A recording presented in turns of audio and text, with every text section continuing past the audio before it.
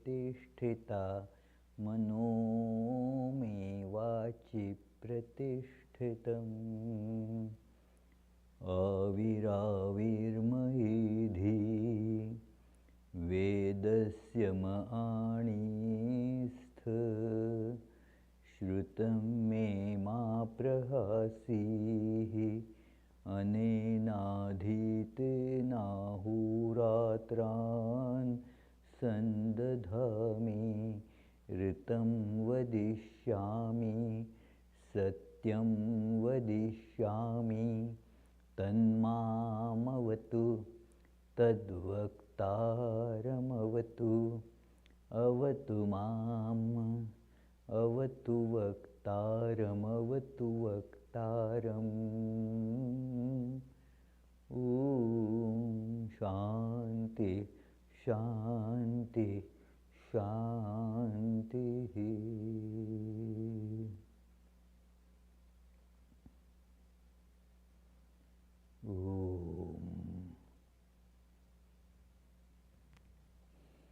May my mind be established in my speech.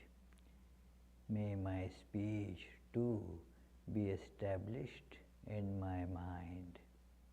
May there be perfect correspondence between my thoughts, words and actions. O self-illumined Lord, please shine forth in my life.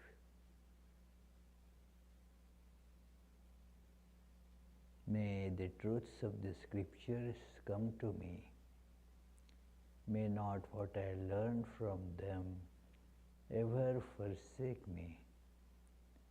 Let me live my life day and night according to their teachings. I shall speak what is appropriate. I shall speak what is truth. May that protect me, may that protect the teacher. Om, peace, peace, peace.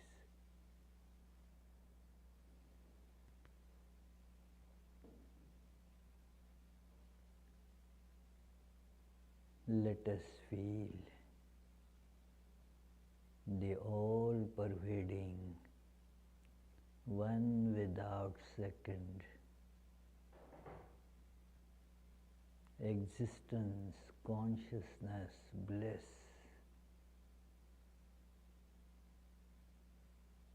in our heart.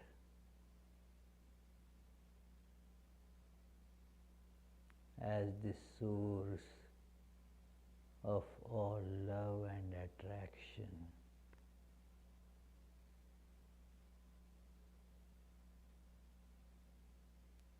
Let me feel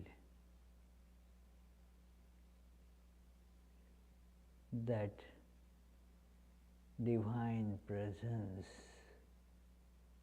as a steadily burning candle flame in my heart.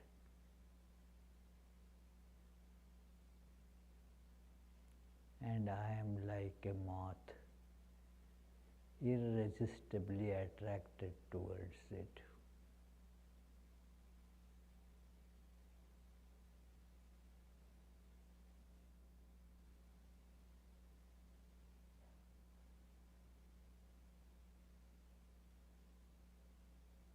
I want to go to that source of light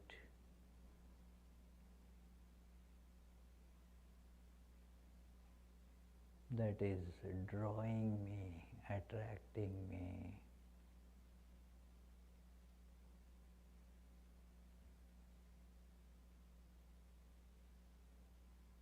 As I come near, I become aware that I will be annihilated in that flame.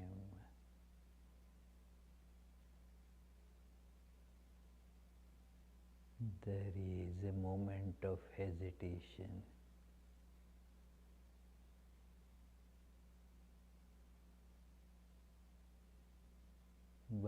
Still, I went ahead.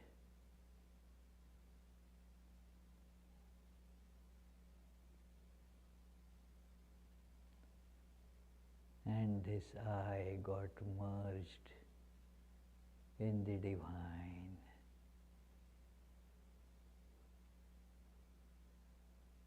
Like a moth getting consumed in the flame.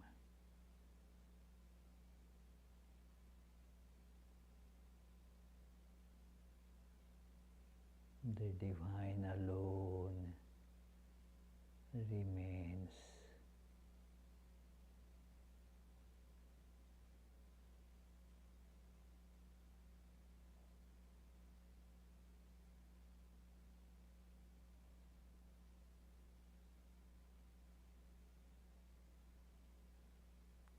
Om. Peace, peace, peace.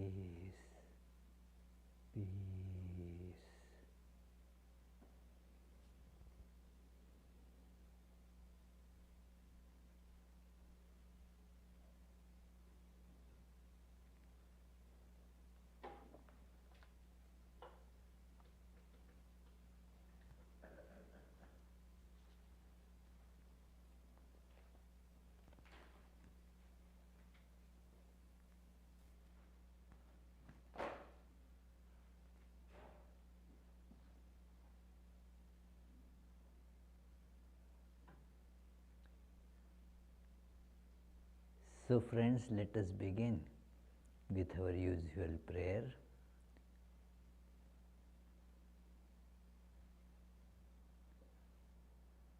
Tava kathamritam tapta jivanam kavibhiriditam kalmashapaham Shravanamangalam Shrimadattatam Bhuvi grinanti te Bhurida janaha.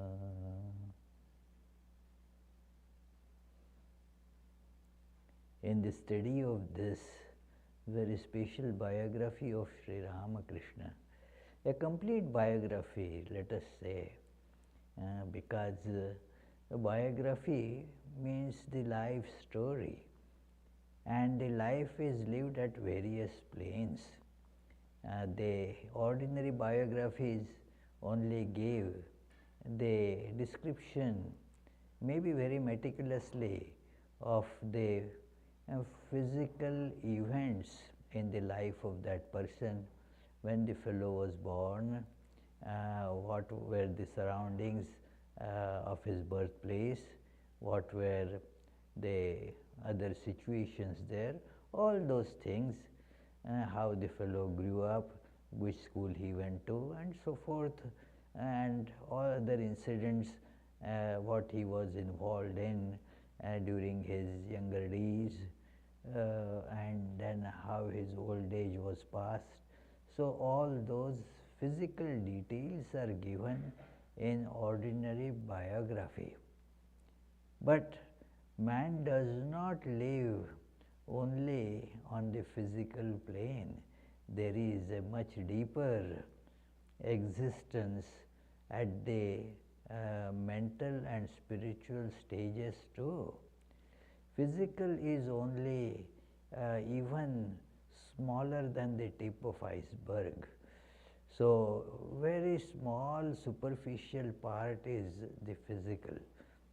And especially when it comes to the life of an incarnation of God, it becomes tremendously important, because the attitude with which this God-man moves in the world, the actions are all the reflection, a manifestation of the deep spiritual urge that is manifested in all people. To satisfy that urge, this manifestation of the divine has taken place. It is God, God in human form. As Bible says, it is the Word becoming flesh to teach humanity. The God also has to assume a human form. It is all right to think of God as all-pervading, absolute, but when one even tries to think that, a form has to be given to that thought. It is the anthropomorphic compulsion that we have to work through, and then that kind of grossifies, takes the actual physical human form to satisfy this urge of spiritual union of humanity. And thus this human form acts in a seemingly human manner, but not at the depth of it is aware of the divine mission. And so there are actions which look like human actions, but there is no human weakness or human desires in that being. It is just feigning to be like a human being. It is that yes, there is the human appearance, but it is the God. So, God acting as human being. Therefore, the title of this book in original Bengali is Sri Ramakrishna Leela Prasanga. Leela means an enacted play. So, in an enacted play, the actor assumes a somewhat different identity, while the stage identity is one. That actor is still aware that he is John Smith.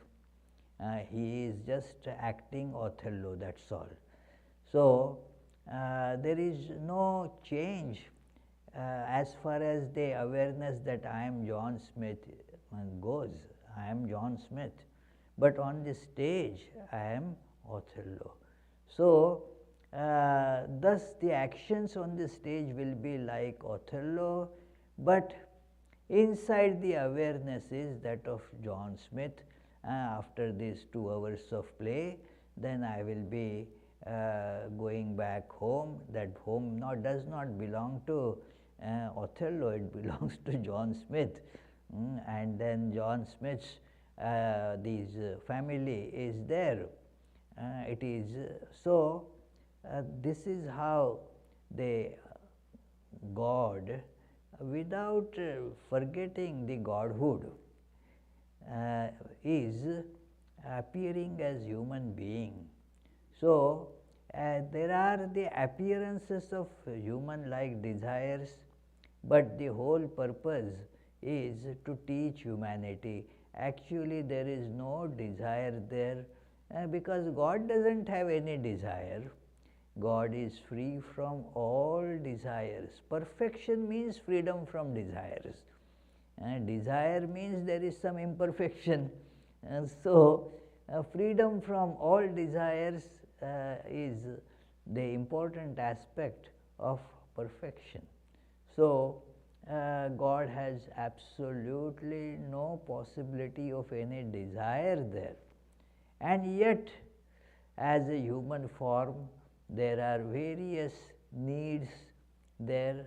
Desires are the appearances of those, so they are there. So, this biography therefore brings out these both aspects, the human as well as divine. And then in human aspect, this is the purpose of this human aspect, to bring the knowledge of our divinity to everyone. Each of us is divine potentially. The body and all that is what hinders our understanding, our attachment or identification with body, hinders the manifestation of the divine. And so we see that how Sri Ramakrishna brings this understanding, this awareness to everyone. And everyone is thus, in a way, you see, doing what is called sadhana. That is, best translation of that word will be spiritual practice. Whatever has been understood, one tries to put it in the day-to-day life. So this is, and it takes time. Practice, religious practice, it is a lifetime thing. So Sri Ramakrishna helps in that practice by guiding the person. That is called the guru, the spiritual teacher. So spiritual teacher, that is how Sri Ramakrishna is being seen in this particular volume of the 5-volume book. The two of them are called Guru Bhava, Sri Ramakrishna as a teacher, and we are towards the end of that, where he has taken up a great example that how one single pointed practice can lead you to goal. It is not subject to rationality. It is, howsoever you try to rationally understand it, you cannot. It is, but it is fact, and the facts cannot be fought with. Rationality has to bend itself to accommodate the fact. The fact cannot be changed. So here a life has been shown, a great life of one lady, that Aghoramani Devi. We read some part of it and I had shown some pictures. Let us look at those pictures again. That it is, one of them is, this is her picture, Aghoramani Devi. She was called Gopal's mother or Gopal Ma because she was worshipping Lord Krishna as a little child. She had an image of this Gopala. Then it is the shrine, the temple, where in that she used to live in that compound there, in that temple compound. And then there is the other picture of now the entrance only has remained of where her small hut was. So, and this is shows in the temple there are those images of Radha and Krishna there. And then the last picture in this collection is the jetty or the ghat where Sri Ramakrishna alighted while visiting this place from the boat. So these are all places that you can see even now. So Aghoramani had come there, and then she was feeling that somehow, although she decided that no, she doesn't want to keep on coming, this seems to be a very strange holy man. I came to a holy man, but this holy man, whenever I go, keeps on asking just for food. What is this? But then she couldn't stop. The point is this, that that is why I started with that meditation. Even if a moth, that light moth, does not want to go to the flame, it has no choice, it has to get there. So she was coming to Sri Ramakrishna, and we saw her routine. You know, it is many things that we can emulate her example, and that is why it is given here how strictly disciplined and tremendously devotional was the life of this lady. So, it is, we read this last time, but let us read it again. Aghormani's long standing routine, and it is a long standing routine, not for 1 or 2 days. For many decades she has been practicing this routine. Spiritual life is not doing something today or something else tomorrow. It is a long standing, assiduously done, steadfastly done practice that is needed. A human mind is, very unsettled, gets unsettled very quickly, and so does it today, and then tomorrow that fickleness comes. What is the use of it? Forget it, one day I did, then next day I will pick up, today I am busy and something like that. No, it has to be stuck to. If we want the results in life, then this is absolutely necessary, friends. I don't know how to express it more intensely, but let us see, that all these scriptures and the great saints, they become saints by this practice. Not that they do it after becoming saints. This is the way they become saints. So it is many times one feels that I don't need to do it. They were saints, I am not a saint. Well, that is by doing such practices they became saints. It is by going to school for say 12 plus years, then you get the high school certificate, you say that yeah, you cleared the high school exam and so forth. So you have to put in that 12 years of work there. It is not automatically without going to school, without studying, not that you are going to get that certification. So one has to put in practice, then that gradual development comes in life. So it is, the routine is described here, that she would get up at 2 a.m.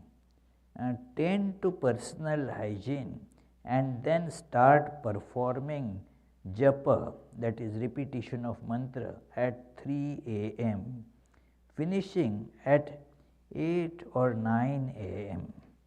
She then took her bath, visited Radha and Krishna in the temple, and performed service to the deities as best she could.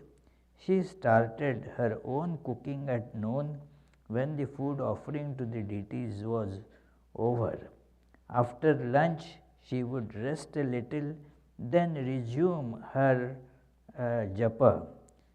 She interrupted her japa to attend the Vesper service, then went back to it until late evening.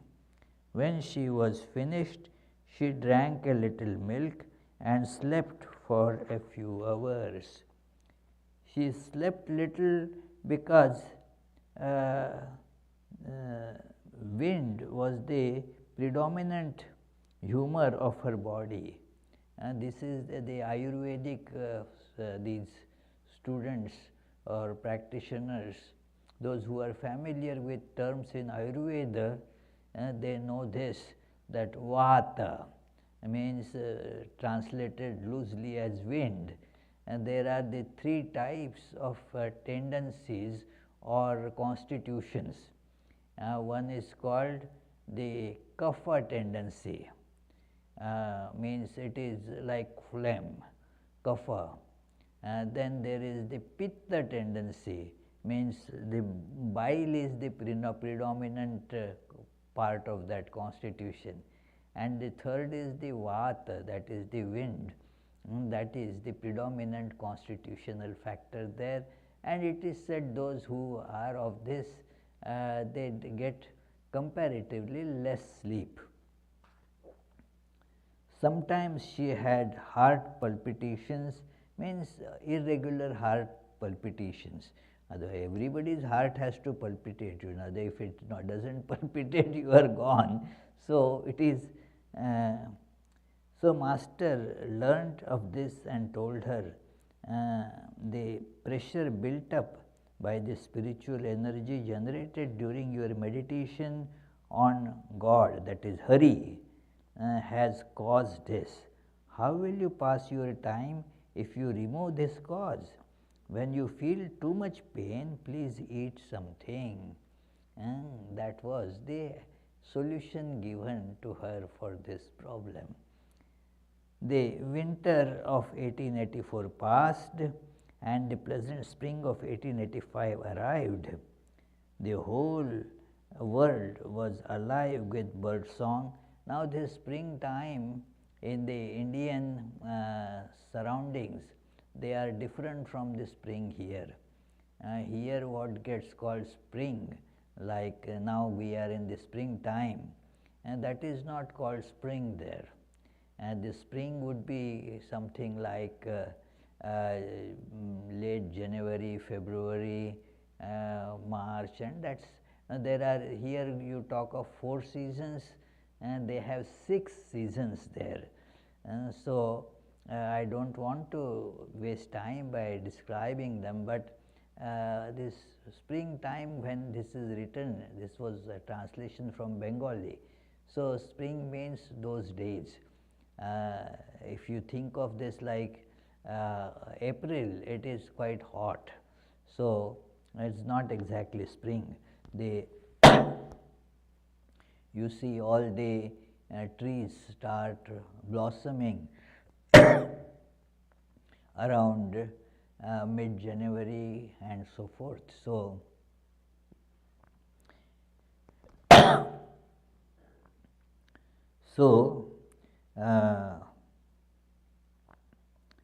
in the external awakening of this natural world, there is no distinction between good and bad except the tendencies of human beings. Nature manifests itself to people according to their good and bad habits and past impressions. So whatever we have gets kind of an uplift during this season. So if you have good tendencies, they will get uplift. If you have bad tendencies, they also would get uplift.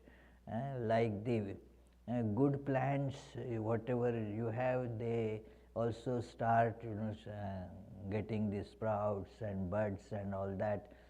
But even the weed starts coming up, So both of these things, they get a boost. Now what happened? Let us listen to this very carefully. Pay full attention to this description. It was 3 a.m.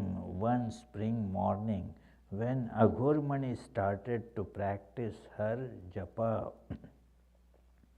After finishing, she began pranayama and was about to offer the result of her practices to her chosen deity.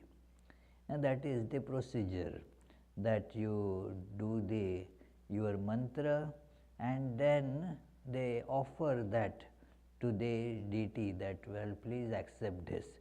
And there is a ritual in that we say that please accept this japam.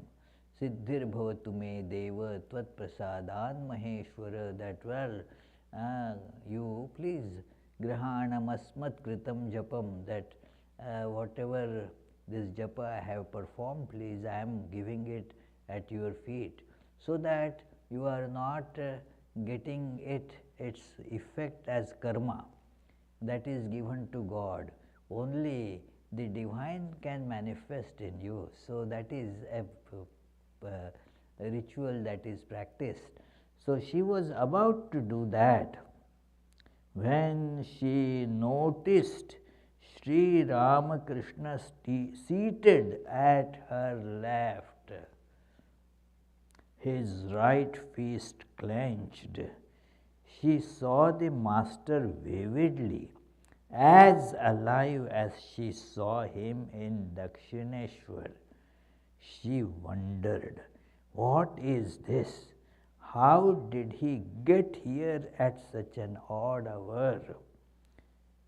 Gopal Ma later described it thus: I looked at him in amazement and thought, how did he get here? Meanwhile, Gopala, as she called Sri Ramakrishna, kept smiling sweetly. I gathered my courage and grasped his left hand, and Sri Ramakrishna's form disappeared. In its place appeared the real Gopala.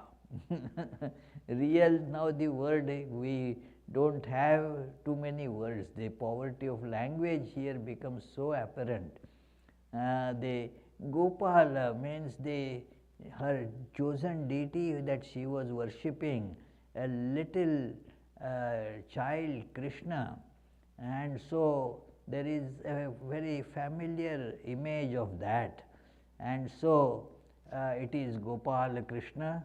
So it is that form she saw, that was the object of her worship for decades, that appeared there, but not as an image, very alive, like a little child. And so see her description now. It is, he crawled towards me and raising one hand said, Mother, give me butter. I was overwhelmed and bewildered by this amazing experience. It has become alive, It is not now an image anymore. That has become now alive. This is something that most of us will just pass as hallucination. It is not hallucination. It is because something that we do not ordinarily see, we tend to say that that's hallucination. But these are the experiences that are actually narrated by this lady and certified by Sri Ramakrishna and some others, and much more to say that it is one who was so rational and always questioning even Sri Ramakrishna's vision, that Narendranath, Swami Vivekananda, when he was listening to these, we shall come to read that, he also said, all this is true. It is all this is true, friends. It is that this is how the love makes things alive. It is, do we have that kind of love? We had read earlier when Sri Ramakrishna was practicing that discipline of various different sadhanas, and then there was one that he used to have a small little Rama's image. So his name was that Ramayat Panthi Babaji. So he was called Babaji. So he had come there and then stayed with at Dakshineshwar, and then that little Rama, he used to worship and love so much has become like his very real person for him. And then Sri Ramakrishna describes, it is amazing description, that this, he said that Ram Lala means little Rama, that little Rama started liking me. In fact, he started liking me more than that Babaji. See how it appears to be all real. And then he said he used to come to me to take a bath in the Ganges, and would not like to come out from the waters. And so I used to scold him at times, say, come out of water, you will catch cold. And would that in his playful movements, he would just wander about here and there. I would say, hey, don't go there in those shrubs, the thorns will prick your feet. All as if it is, for us it's an image. For Sri Ramakrishna's visions, it is not an image. It is real something. And then Sri Ramakrishna started, he was describing this many years later. And that image of Ram Lalla was still there in his room. That Babaji left saying that, well, I have to go, but this Ram Lalla doesn't want to leave you, so I cannot carry him. So he likes to be here, so let him be here. So Sri Ramakrishna said one day he was pestering me to eat something, so I had nothing, so I gave him some those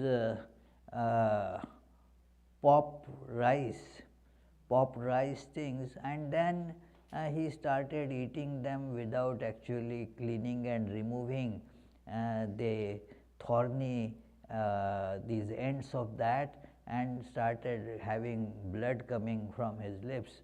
And Sri Ramakrishna started crying, oh, what, what a wretch I am, that this little Rama was being fed by his mother Kaushalya, that such soft things with great tender care, and I am such a wretch that I gave this fellow, this child, to eat all this coarse food. And the tears started rolling.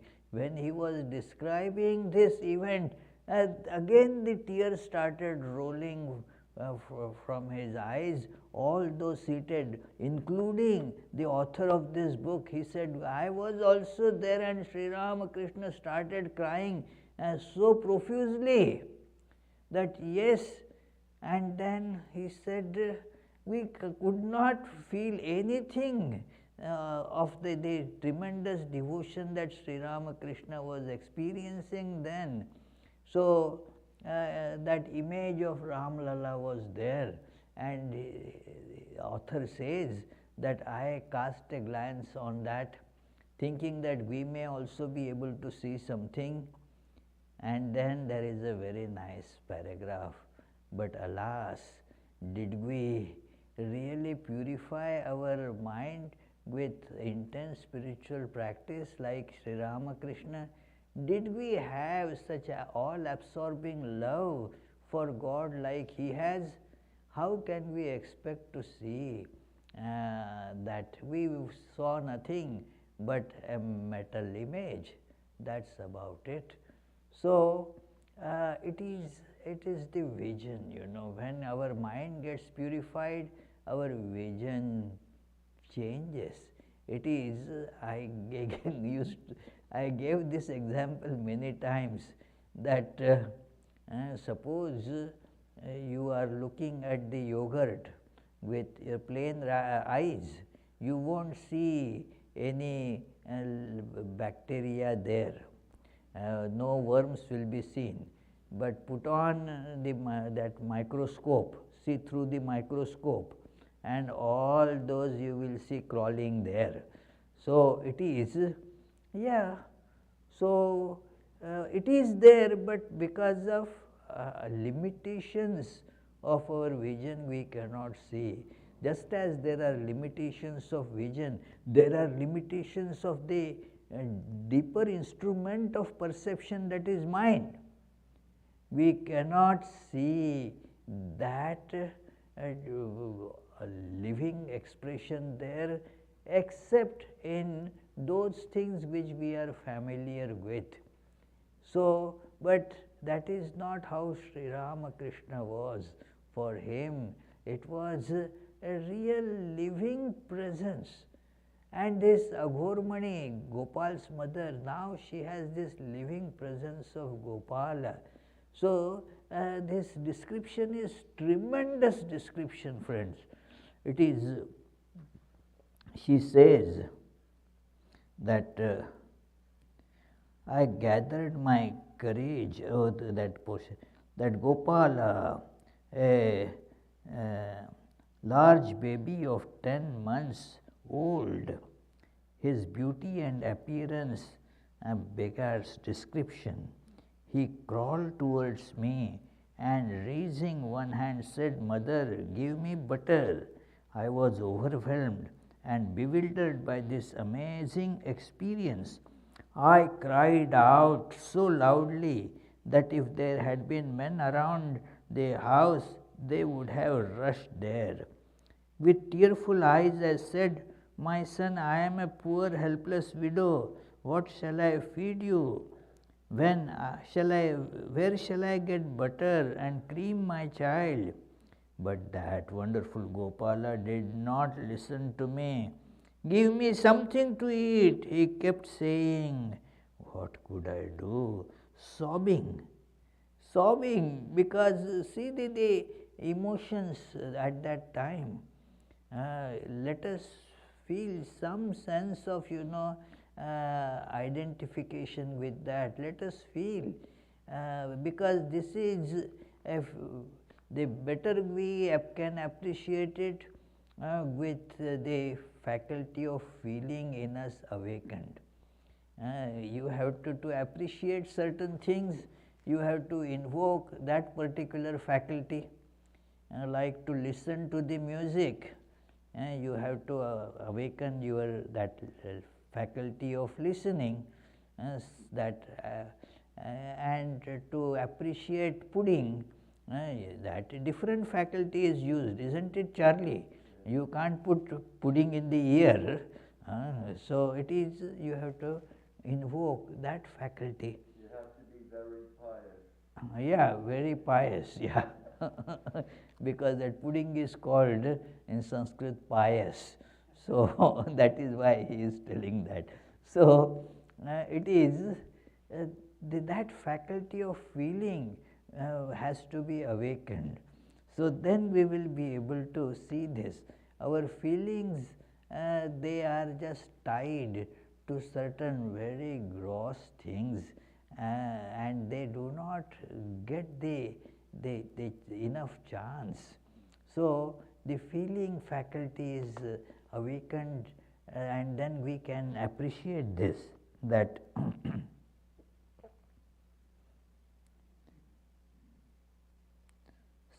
sobbing, I got up and took some dry coconut balls from a hanging basket. And that is how in India, especially in the olden days, people would keep such things hanging from the ceiling, so that the critters like mice and all would not be able to get to that. Mice and cats, they also always are looking for some food. So if you keep it on the ground and gone, you will not find it. So it is. That is what they do. Isn't it, Abhijit? When he was sleeping anyway, so sorry to wake you up, but it is. When you went to Maine, to that forest there, how do you keep the food? the food to protect it from bears. What do? Like a sling, you hang it from the tree.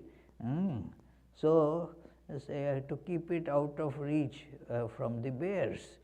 So, here the bears are not going to come, but the mice and such thing is there. So, they in my home also they used to do that keep it hanging from the ceiling, so that the mice and other creatures will not go there. So, she had kept it like that, and then from there she took out these some, and then placing them in his hand, I said, Gopala, my darling, this is not an image now. Placing in his hands. She says, Gopala, my darling, I offer you these wretched things, but please don't give me such a poor food in return. It is that because you give to God, so that God gives you the good things. So, I am giving you this because you gave it to me. Whatever you give, well, I give you. You asked for butter, but I don't have it. Whatever from you give me, I give part of it to you. So, I could not perform japa at all. Gopala sat on my lap, snatched away my rosary, jumped on my shoulders, and crawled around the room. This is all real experience. Imagine, that think of it. At daybreak,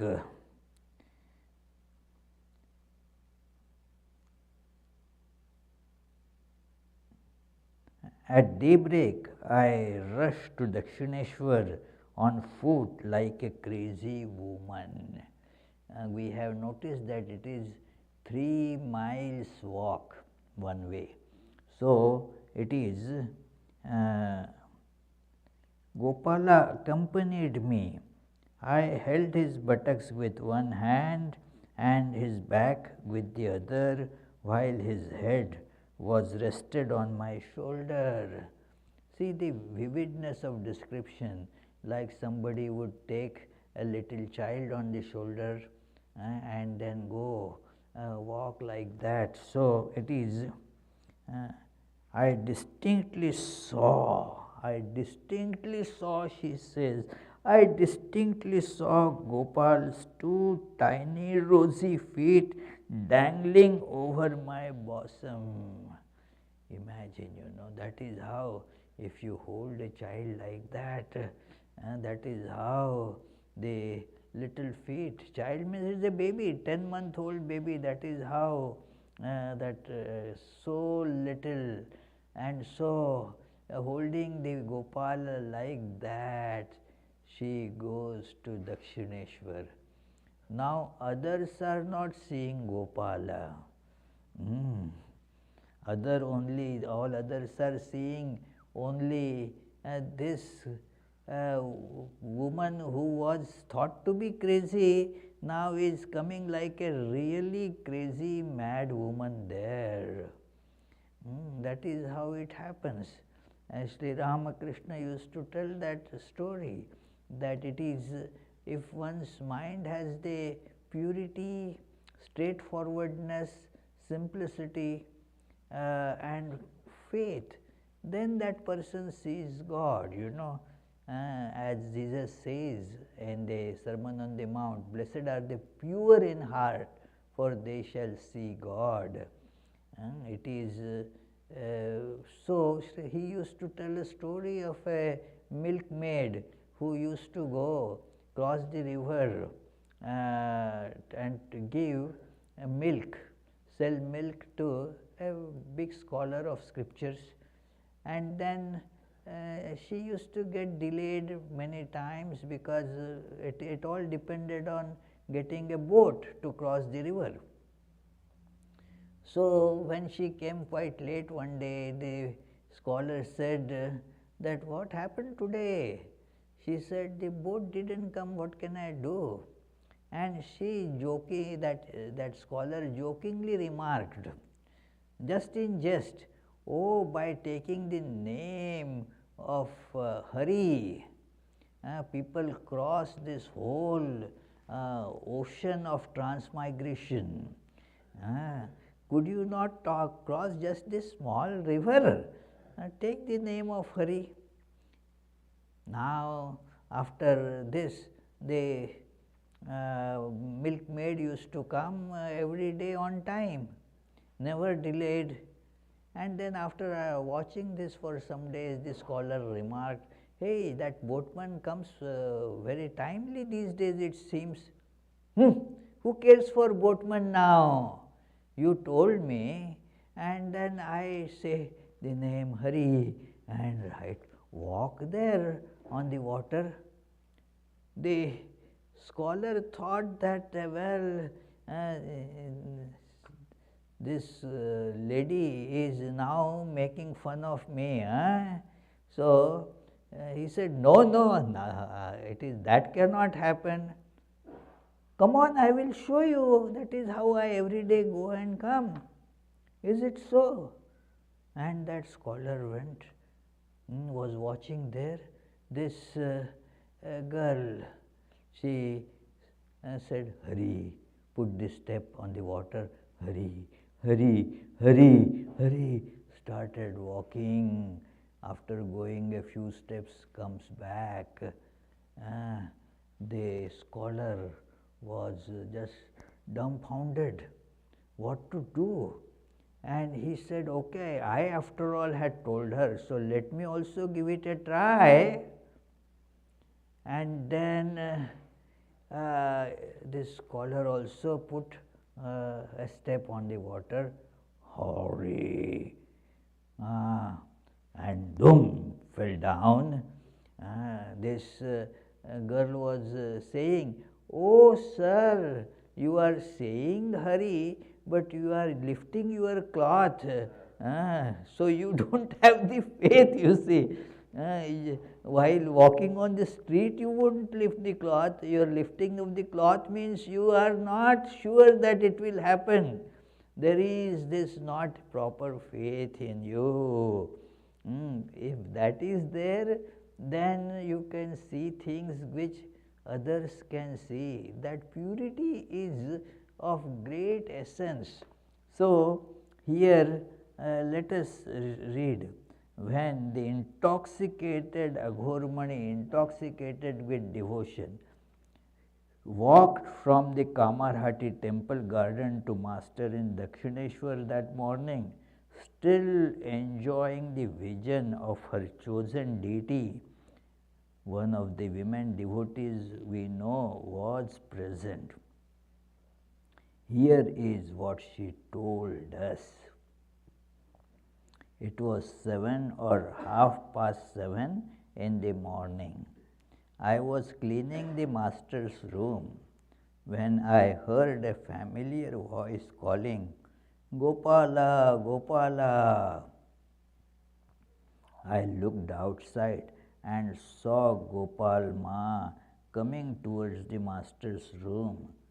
She entered through the eastern door like one intoxicated, her hair disheveled, her eyes just staring, and the end of her cloth trailing on the ground.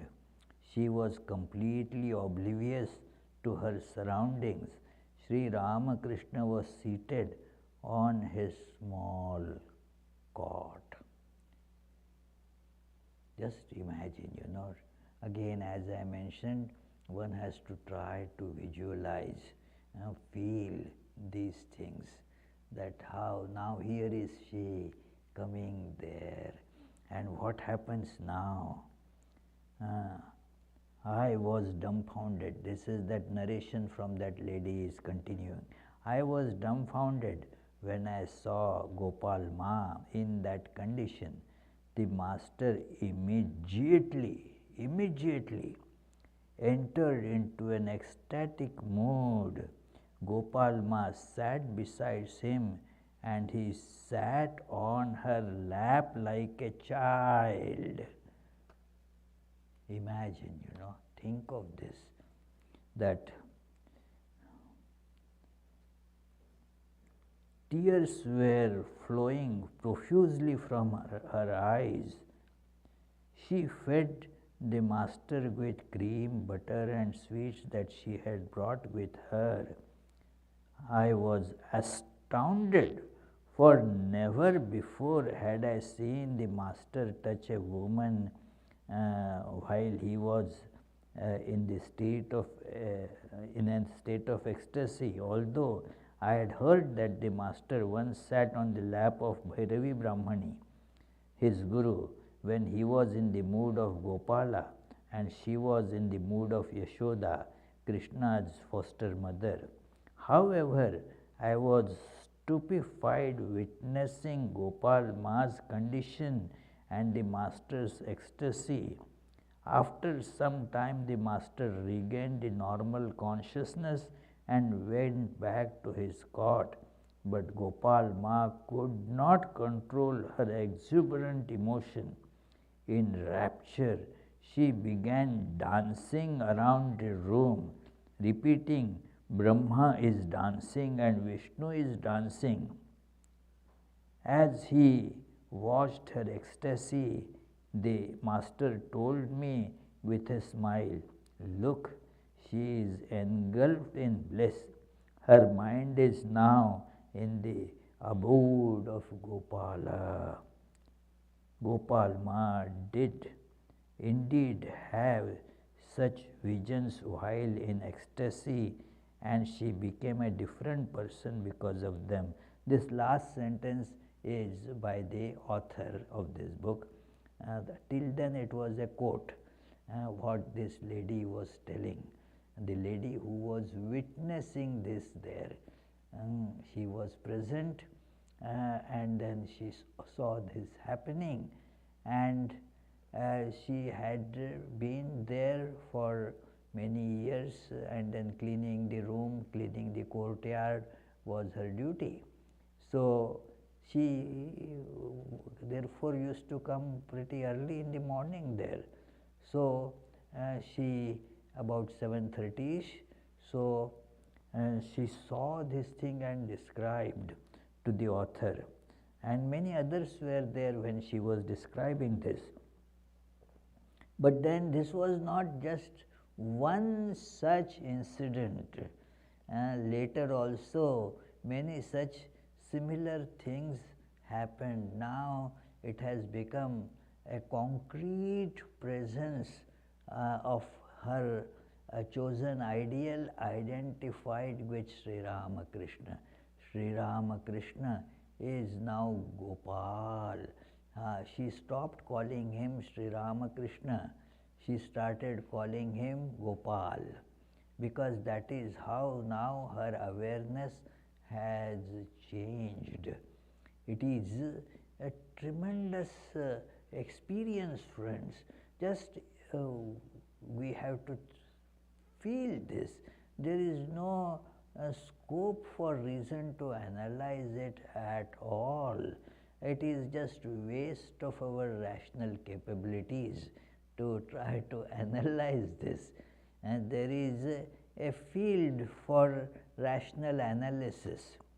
There is a different field for feeling these things, appreciating these things. Reason cannot do that.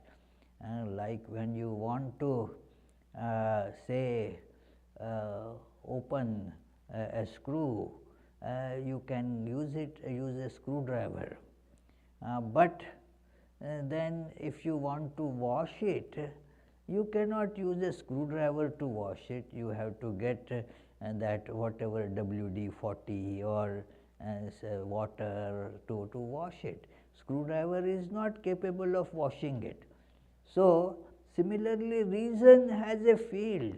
A big mistake that we make especially in this the community that calls them scientists, that everything is open to rational analysis. No, just as everything is not open to be fixed by a screwdriver, our rational faculty is one tool available to us, not the only tool. But getting accustomed only to that tool, we have forgotten the use of other tools. It is so. This is how this Gopal's mother, Aghormani Devi, has tremendous life, and how it changed. All she could see was the same one Brahman, Gopala, all around. She was singing Brahma Nache, Vishnu Nache, Brahma is dancing, Vishnu is dancing, and all that. That was the bliss of this devotion that she was feeling. This story continues, but our time for today is finished. So, we will think about it for a few seconds, and if you have any question, please feel free to present.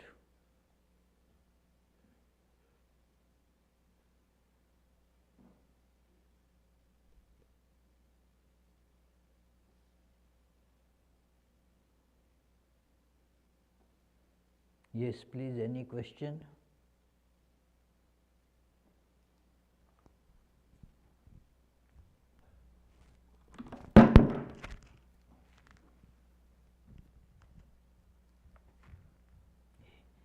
Lift this.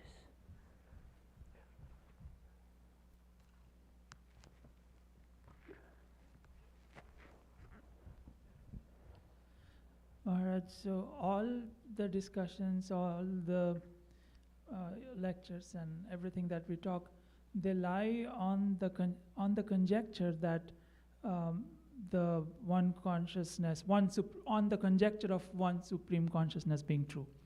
Now, if that conjecture fails, then everything else that we have built on that will also fail. Yes. So, but since it's a conjecture, it has no evidence or proof. So, oh, that I don't agree with. okay, so yeah, then can you prove to me, or can you give me a tangible evidence that I will, because nothing like today's discourse was very fascinating, but I cannot, I need some evidence for that. I fully appreciate, but evidence comes to you when you start investigating, isn't it? One has to investigate to get the evidence. Like if there is somebody comes and tells you such a thing can be seen from the top of Everest, and then naturally you will say, what is the evidence? He may show you the pictures. You say, well, this might be doctored pictures. These days on Photoshop you can do anything.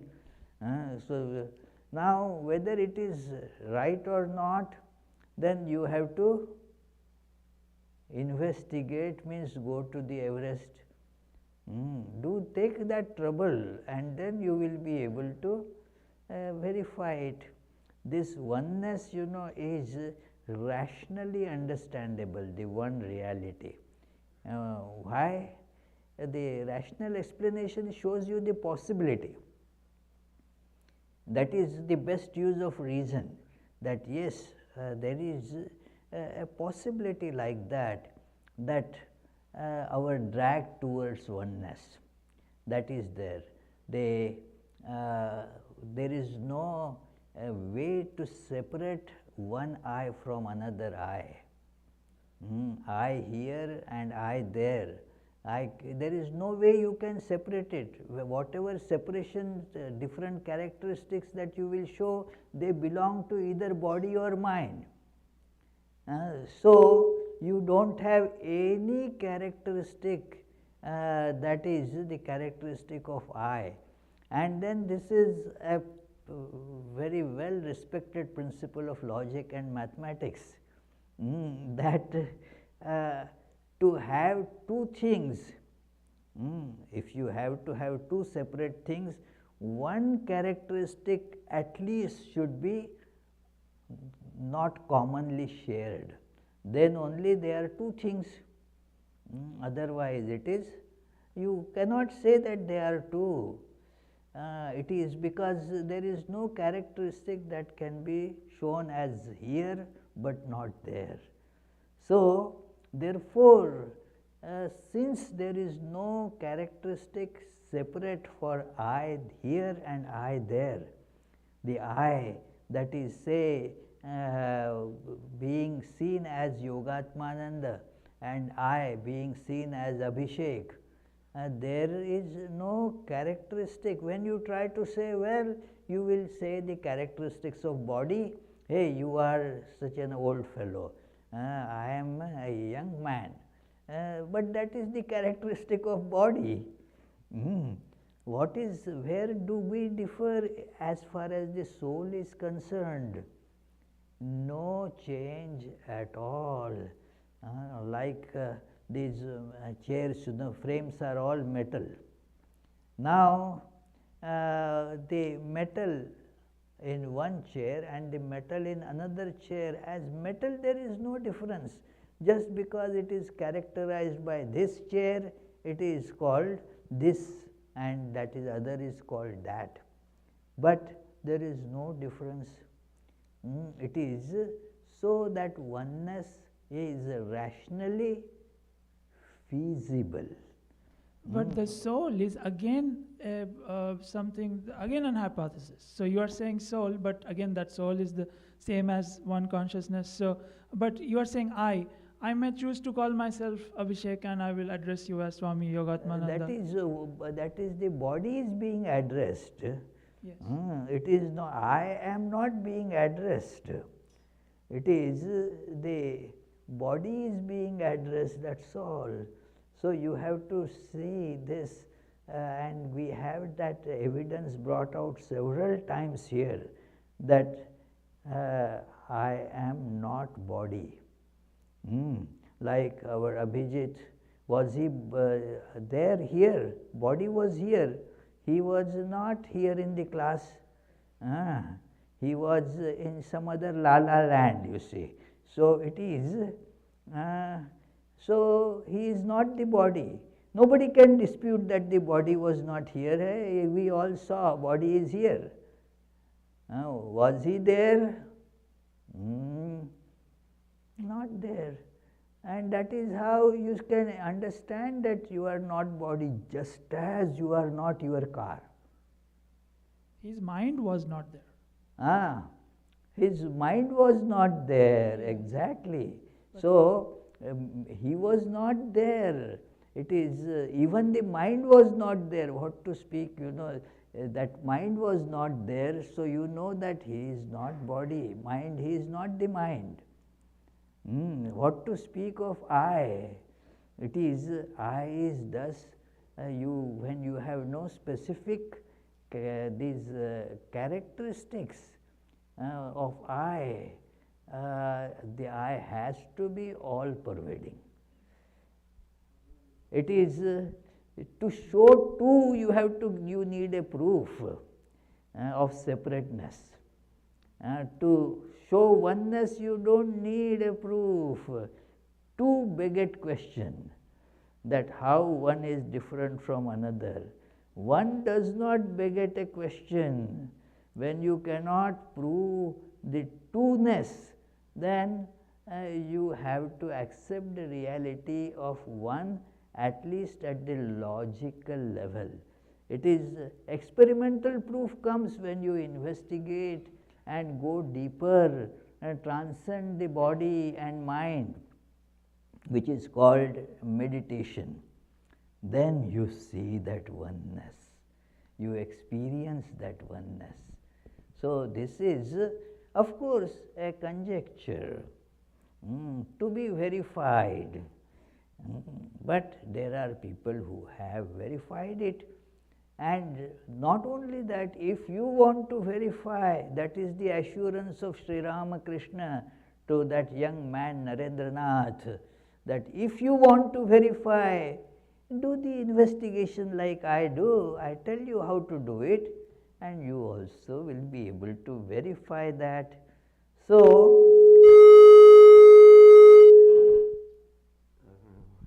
it is like that. This was not part of my answer, huh? So it is, yeah. Uh, so one has to do sadhana for that. This is how one can verify the conjecture. Otherwise, everything is conjecture. Even to proceed to prove something, you have to assume it as conjecture first. That is how the process of even the scientific discoveries go. You first take it as a conjecture to be proved, and then go ahead to prove it. So that is a very nice process. I would suggest, you should read a very nice book on mathematics. It is a book on mathematics. It is mathematical logic, proofs and refutations, by one, his name was Lakatos. So it is an Oxford University or Cambridge University Press publication. So a very nice book. So and see that how the conjecture and proof, how they are related to each other. And there comes one nice, one of the students, is a description of a classroom, and one student remarks, when proofs and refutations were going on, he quotes from Bible that prove everything but hold fast to truth. Because proof depends, how much how your logic works, because there the proofs have been furnished by various different students in the class of very contradictory premises. That one, this is true, this is true. Well, how? Yes, that is how the logic can be very, very deceptive, because there are some subtle differences in the opening conjectures, so which do not get seen. So you will like that book. Yeah. What was his question? Oh, his question was, all that you are describing and everything that we discuss here is based on this conjecture that there is one reality. And if this conjecture is false, then everything is false. That was his question. Yeah. And he made a statement while saying that that is a conjecture which has no verification. I said, no, that I don't agree. There is a verification. Any other question? Let me reply to a question by last time we did not could not reply to that question by one Smriti Rekha Das, that this is all done by this lady, but when I have so many problems of health, and when I sit for meditation, they all become big obstacles. I cannot do japa. I have Parkinsonism, the body starts shaking, and so forth. So what about me? The answer to that is, let us do whatever our physical abilities allow us to do physically. Rest, do it in mind, because the mind hasn't got any of those sicknesses. It is the mind doesn't have Parkinsonism, so let mind work without that. So it is the question is, where are we able to separate mind from body? Just as you saw, we can. His mind was not there, body was there. So okay then. So let us. You have a question? Yeah, do we know who that lady was who observed? really the name has not been given here, but possibly she is that Vrinde.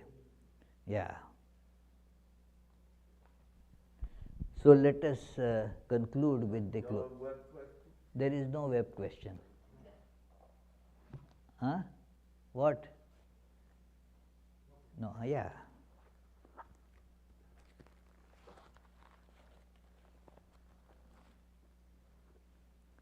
May the Divine, who is Father in heaven of the Christians, Holy One of the Jewish faith, Allah of the Muslims, Buddha of the Buddhists, Tao of the Taoists, Great Spirit of the Native Americans, Ahur Mazda of the Zoroastrians, and Brahman of the Hindus, lead us from the unreal to the real, from darkness to light, from death to immortality. May the all-loving being manifest himself unto us and grant us abiding understanding and all-consuming divine love. Peace, peace, peace be unto all.